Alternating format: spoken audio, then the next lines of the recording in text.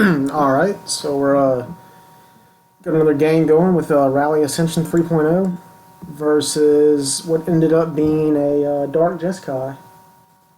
So if you want to see how the Rally deck does versus one of the premier decks, or premier archetypes in the format, archetype to beat, if you will, here's the game to watch. So we're going to get in with the Honored Heirarch, get our Renown trigger. We'll throw our way Caves of Koilos. He could have a turn 2 play in J, something like that. He didn't do anything. That being the case, go ahead and attack with the Heirarch. See if that pulls a removal spell from his hand. Having this third land makes it nice in that we can pay for a Clash of Wills. I don't know if Dark Jeskai is running that main board. I'm not really too sure what their deck list are. I mean, I have a general idea. But he's going to play the Manus Rider.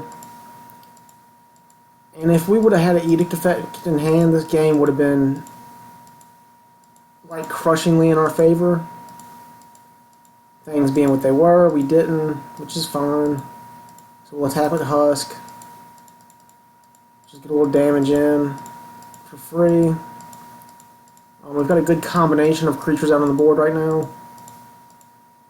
An Ascendancy would be perfect. It would give us some flying blockers. So our hand is nice. We got a couple different ways you can go about this. We'll play that face down. Maybe he'll think it's a Den Protector. He may not.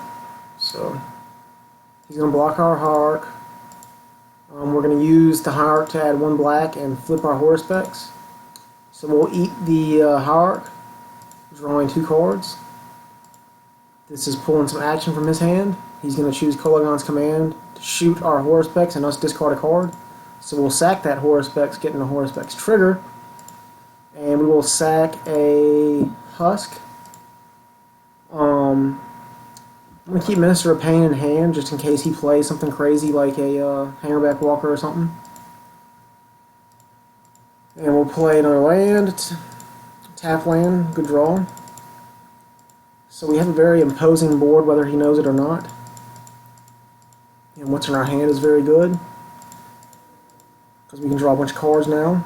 So we'll start out with playing a Heirarch, which will be a little fodder. And we'll play a Zulaport. And that is going to get a Obliteration command. We'll play a tap land. We'll attack in. And he chooses to block, which is, somewhat surprising, but... So we'll go ahead and eat the Heirarch to draw a card. We're not looking to get Renowned with him since we have 5 lands, and we'll eat the Haruspex. We'll let the trade happen, I'm sorry. So we got the pain in the butt Manus Rider off the board. Try to slip in an Ascendancy on him. Most of the time they're not playing hard counters, they're playing the Obliteration command package. I think most of the time they bring in negates and disdainful strokes from the side. So he's going to try and utter in on our Husk, which is just going to give us a spirit token. I guess that was the only play he had. We'll play a Minister of Pain while his Mana's tapped just to make another spirit token, just in case he plays Manus Rider.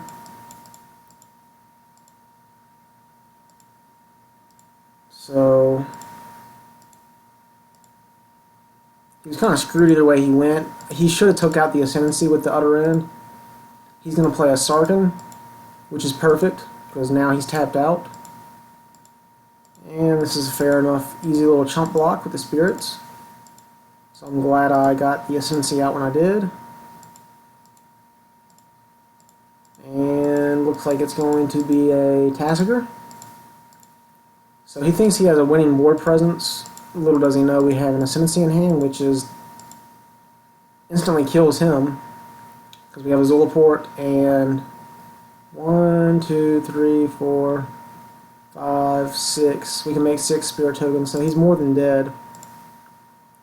So you see the triggers that go in the stack. and he concedes.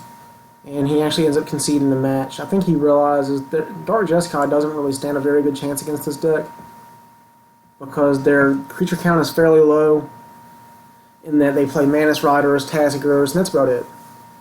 Maybe in Jaces, you know. And those are very easy for us to deal with our Edict effects.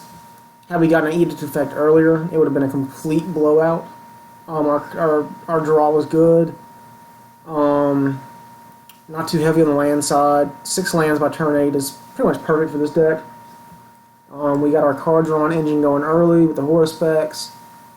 We drew one too many Husks.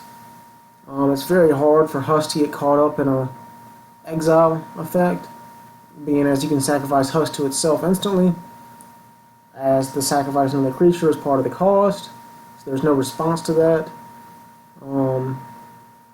A Husk on the field just makes removal very, very clunky for your opponent, as you have complete control over what happens, and you just want the creature to go to your graveyard anyways.